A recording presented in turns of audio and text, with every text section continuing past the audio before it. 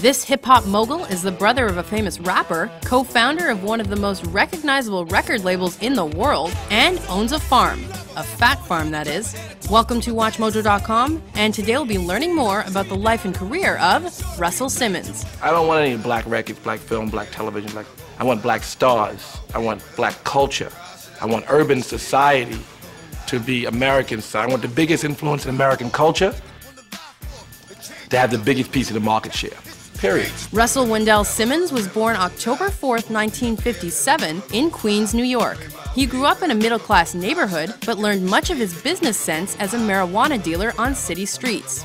Simmons started a sociology degree at City College of New York, and in 1978, he began promoting local hip-hop acts. The next year, he teamed up with his friend Curtis Blow to write the track Christmas Rappin', and the song was a minor success. But if he were right here tonight, he'd say, Merry Christmas, and to all, I get down, stop messing around when Curtis Blow is in your town. He eventually left school to focus on his business full-time.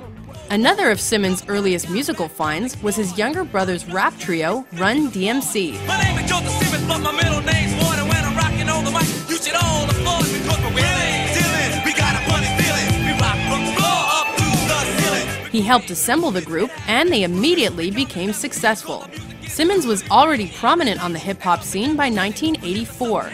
That year, he partnered with Rick Rubin to launch a record label to release music that was mostly being ignored by larger labels. Simmons was the business mind of Def Jam Recordings, while Rubin was more creative on the production end.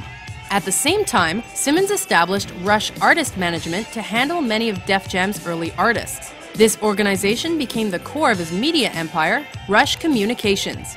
In its early days, Def Jam released work by such up-and-coming artists as the Beastie Boys and LL Cool J. These efforts did well, and in 1985, Simmons and Rubin signed a distribution deal with CBS Records.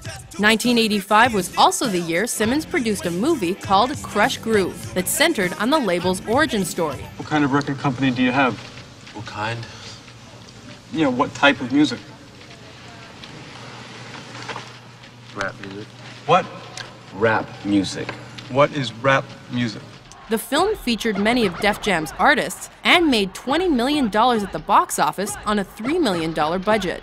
While critics generally hated the project, it was the first time Simmons diversified his business and promoted his artists through different media. Now it's about that time for us to say that we're Run DMC and Jam Master Jay. However, Simmons and Def Jam aimed to get their music to an even wider audience. In 1986, they teamed their stars Run DMC with rockers Aerosmith to perform a remake of the song Walk This Way.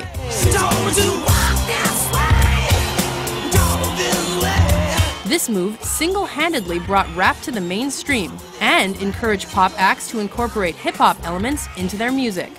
Def Jam's golden era came with the signing of hardcore hip-hop group Public Enemy.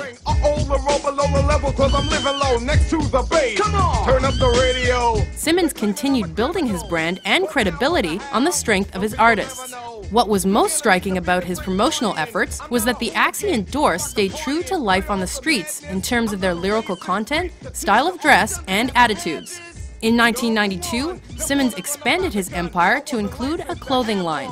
Fat Farm combined preppy sensibilities with hip-hop style and was another way for Simmons to promote urban culture. That year, he also started Def Comedy Jam to give African-American comedians a platform for their work. In 1996, his production house had its greatest film success when it produced The Nutty Professor starring Eddie Murphy. Daddy, all I'm trying to say is that scientific breakthroughs are occurring all the time.